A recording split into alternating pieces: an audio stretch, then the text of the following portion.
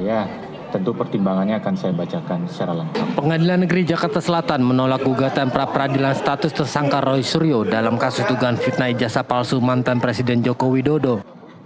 Dalam amar putusannya, Hakim Tunggal I Ketut Darpawan menyatakan upaya pra-peradilan tersebut sudah tidak relevan sehingga sudah sepatutnya dinyatakan tidak sah menurut hukum.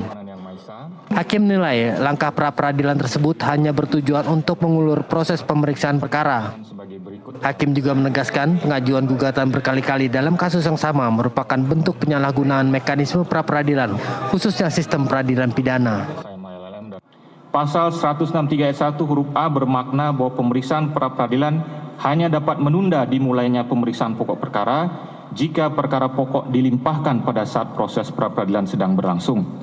Namun jika pokok perkara telah dilimpahkan ke pengadilan, baru kemudian permohonan pra-peradilan diajukan satu persatu menggunakan pasal 160 ayat 3, maka hal itu harus dianggap sebagai penyalahgunaan prosedur hukum.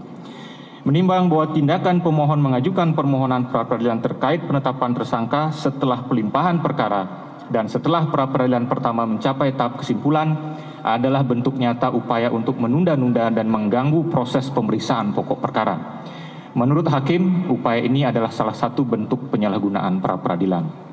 Menimbang bahwa berdasarkan seluruh uraian pertimbangan di atas, maka permohonan pra-peradilan pemohon sudah tidak relevan lagi sehingga sudah sepatutnya dinyatakan ditolak untuk seluruhnya.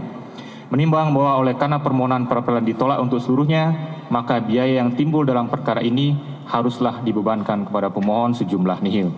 Mengingat pasal 89, pasal 160 ayat 3, pasal 163 ayat 1 Undang-Undang Nomor 20 Tahun 2025 dan peraturan undang-undangan lain yang bersangkutan mengadili: 1. Menolak permohonan pra-peradilan pemohon untuk seluruhnya.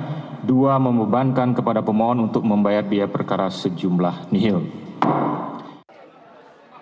Sebelumnya Roy Suryo ditetapkan sebagai tersangka atas dugaan tindak pidana pencemaran nama baik, fitnah, dan manipulasi dokumen elektronik terkait tudingan ijazah palsu mantan Presiden Joko Widodo.